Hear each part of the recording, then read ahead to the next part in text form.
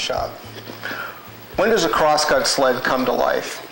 I believe it's the first time that you bring the blade to the base of the sled. I just built this sled for my shop. The drawings and plans I used are available as a clickable link on this blog entry. This design takes advantage of embedded threaded inserts in the MDF base. The rear fence is bolted to the base through oversized holes and secured with hex nuts.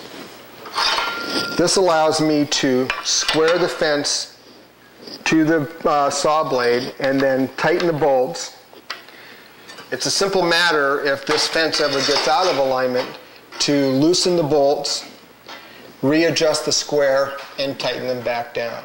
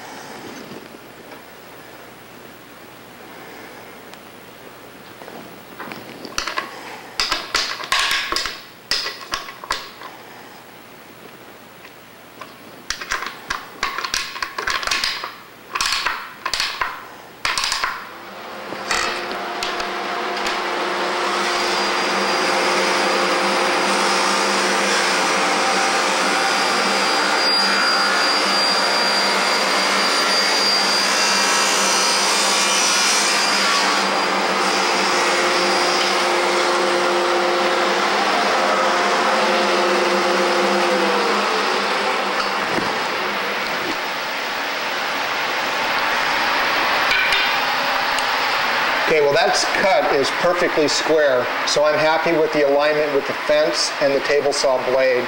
It's nice and secure. If I need to in the future, I can readjust it and get it back in square if it gets out of adjustment. The base is made out of 3/4 inch MDF.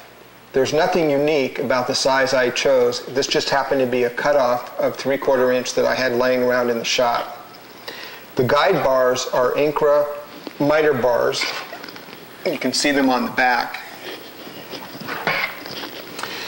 They're held in place with 1024 by 1 inch flathead cap screws. The nice thing about these bars is with these 3 holes, I can use an Allen wrench to adjust the tension nut in the bar that takes the slop out of the miter bar, and so these are nice and secure and they don't move side to side. The rear fence has an embedded Craig T-track. This will be useful for a stop that I have planned, and I also have plans for some hold down clamps to keep my hands away from the saw blade when I'm using this sled. Some other features that I will be adding in the very near future are a blade guard, again to keep my fingers away from the blade as I'm using the sled, and I think a useful safety feature on all crosscut sleds is some mechanism to block the blade as it comes out the rear of the fence so that you don't get your fingers anywhere near that blade.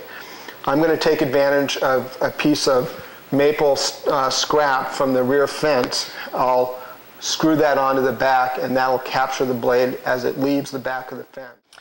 Okay, well that's about it for this episode. Thanks again for stopping by my shop. Again, the plans and drawings I use for this sled are available on my blog on the clickable link. Hopefully it'll provide some inspiration for you when you build your own.